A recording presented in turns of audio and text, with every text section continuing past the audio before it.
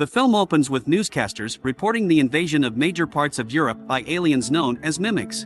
It is believed that they crashed with a meteorite that hit the Earth years ago. They are fierce and dangerous foes to beat. To combat them, the military decides to develop exoskeleton-like equipment for their troops. The mimics, on the other hand, continue their relentless assault on the military, but one of the military squad leaders, Sergeant Rita, uses her brilliance to help the demoralized and nearly wiped out soldiers secure a significant victory at Verdun, a French city, after taking out many mimics. Her legendary victory garners her a lot of attention, and she soon catches the attention of the military. One of those touting her victory is an American military major, Bill Cage. One day, Cage travels to London to see the commandant of the Western Allied Forces, General Brigham. While Cage believes the general is looking for media attention, he is surprised to hear Brigham say that he will join the Allied powers in their tactical activity in France to cover the battle. Although Cage is a senior officer in the army, he has no combat skills or experience and dreads going on this mission, which is really suicidal anyways. He plays a blackmail card against the general and leaves his office. As he steps out, Brigham orders the soldiers around to arrest him. Cage is stunned and attempts to get away, yet he is fired with a taser firearm. The following day, he awakens at Heathrow Airport, which is currently an army installation. A sergeant pushes his combat boots at him, calling him a slimy parasite. The Master Sergeant Farrell comes towards him for a proper introduction to the squad, and Cage, who is oblivious to his plight, attempts to inform Farrell that he is a senior army officer. Unfortunately, the general has left no stone unturned, as he has informed Farrell that Cage is a deserter, so he must be taken to the battlefront. Farrell then takes Cage to his unit, a group that calls themselves the J Squad. Farrell walks in on them, and despite their efforts to conceal their betting game, he sees the cards and orders them to eat the cards. As they chew on their distasteful pieces of cards, Farrell informs them that Cage is now part of the team, as such they are expected to look after him. The team soon gets into their exoskeletons in preparation for their next mission. Cage is hopeless and confounded. He grumbles that his inexperience could turn out to be fatal, but none of the soldiers really care about his dilemma. Cage is so inexperienced in combat that he doesn't even know how to take his weapon off its safety mode, let alone use it. The J Squad marches to their plane. Cage, however, attempts to flee and is restrained on the plane. At the point when they start to move toward where they need to land, they are abruptly hit by their extraterrestrial enemies. The shots split the plane in two. A good number of the soldiers tumble off the plane without parachutes. He lands near a beach, and his lack of experience is obvious.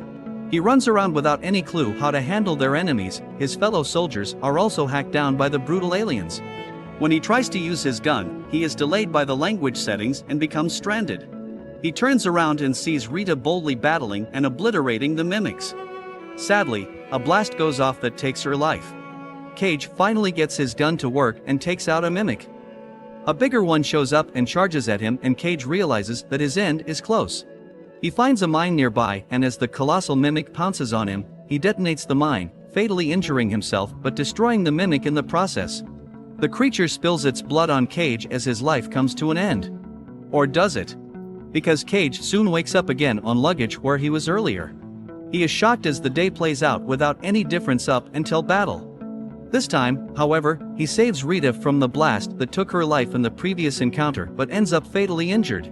While Rita is grateful to Cage for saving her life, his arms and exoskeleton batteries must not go to waste, so she takes them and pretty much allows him to meet his end. In his injured state, the mimics come for him and obviously finish him off. He awakens again on the gear packs, and the day starts to replay once again. This time he attempts to inform Farrell what he knows concerning their military operations, however nobody bothers to listen to him given his inexperience. When he persists, they are left with no option but to duct tap him on the plane. Again, he meets his end and returns to the military base. In one of the time experiences, he saves Rita, and she now realizes that he is caught in a time loop. She advises him to search for her whenever he awakens. Soon after that, they are both bombarded. This time when he wakes up, he remains calm and finds a way to escape from the base. During a drill, he slips underneath a car. Thankfully he is not crushed like the previous times and tracks down Rita. Here he tells her what has been going on. Interestingly, she believes him. She lets Cage know that she was also caught in a time loop like him some time ago. However, she lost the ability to return from death after something happened to her. It is revealed that when he blew up the mimic in his first encounter, the blood of the alien that got onto him gave him similar abilities to the alpha creature, one of which is to reset time. Cage is taken by Rita to see Carter, an intelligent military researcher. He does his best to explain how the mimics carry out their operations. The alphas have the ability to reset time, and so they are always at an advantage against their enemies. He then informs them about a very powerful but hidden mimic known as the Omega, a female alien that controls the operations of the male mimics. With a device he has created, he is confident that the Omega can be located and destroyed if this device is planted on the body of an alpha. Since Cage has the abilities of the mimics, he is in the best position to figure out how to overcome these unwanted visitors. Rita chooses to prepare him to battle the creatures. However, this doesn't go so well initially, as Cage ends up with multiple fractures and Rita wastes no time in shooting him on different occasions so he can restart the preparation. She also advises him to be sure to die properly on each occasion so he doesn't get a blood transfusion, as this takes away his ability to reset the time and remain in the loop. Good thing Rita is not a psychiatrist.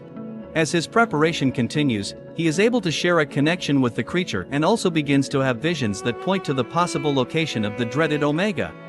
During the next battle, the duo tries as much as possible to stay alive and to get away from the beach where they usually land. Unfortunately, Rita somehow always ends up dead. Cage is now frustrated and decides to skip town to London, as he believes that this might put an end to the time loop.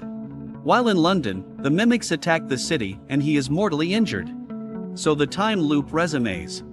There is no getting away from this one, Cage. On a positive note though, his training begins to pay off as he gets better at fighting the mimics to the admiration of his fellow soldiers. Finally, in one of the loops, they get off the beach and drive off in a truck. However, a mimic emerges and Cage shoots it.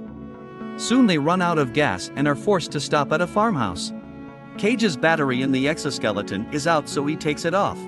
The duo comes across a helicopter, and when Rita attempts to fly it, she finds the keys are nowhere to be found. It turns out that Cage has hidden the key because he knows that she would be attacked by the mimics if she tries to fly the chopper. When he explains this to her, she is upset with him and insists on flying. Again, the mimics come for them, and without a functional exoskeleton suit, they are both defeated. This time when Cage awakens, he chooses to go alone to the area in Germany that he had seen in his vision. He is certain that the female mimic is there. He figures out how to get there, but again, the mimics come for him. The bizarre thing is, they do not seem keen on taking his life outrightly. Instead, they seem to be interested in making him lose much blood. Cage realizes that they want him to get a blood transfusion and break the time loop, so he decides to heed Rita's advice and drowns himself instead. This time Cage returns with better knowledge about the operations of the mimics. He tells Carter and Rita that the visions about the Omega are false and manipulated by the aliens. The only way to find the Omega would be to use Carter's device. However, there is a problem with that. It turns out that Brigham has confiscated some vital components of the device. Rita and Cage decide to visit the general, and they succeed in convincing him to release the components to them. As they drive away, Cage stabs himself in the leg with the device and merges his mind with the mimics. This time he sees the exact location of the Omega. Unfortunately, a soldier in an exoskeleton rams into the car. Cage wakes up in a hospital and discovers to his disappointment that he is being transfused with blood. This means that his ability to remain in the loop is broken and he won't return if the mimics attack him this time around. Rita comes around, and after explaining to her that his ability is gone, they both escape from the hospital. Cage goes to the J Squad, who now respects him and gets them to join him on the quest to eliminate the Omega. As the team flies, they are attacked by the mimics, who must now be aware that Cage is after the Omega. Most of their teammates are lost in this assault and the rest are soundly defeated afterward. Rita and Cage survive, and he decides to swim toward the Omega to eliminate her. The Alphas ferociously pursue him, and Rita allows herself to be attacked to buy him some time. After finishing Rita off, the Alpha continues to pursue Cage and stabs him with its spike. However, Cage drops an entire grenade belt into the Omega, blowing it to bits. This leads to the destruction of all the Alphas. With their blood freely flowing in the water, Cage is touched by it again, and this time he wakes up on the helicopter taking him to London. On the news, it is revealed that the mimics have been successfully eliminated following mysterious bomb blasts in the city. He finds the J Squad all alive and goes to look for Rita. When he walks into the room where she trains, she rudely asks what he wants.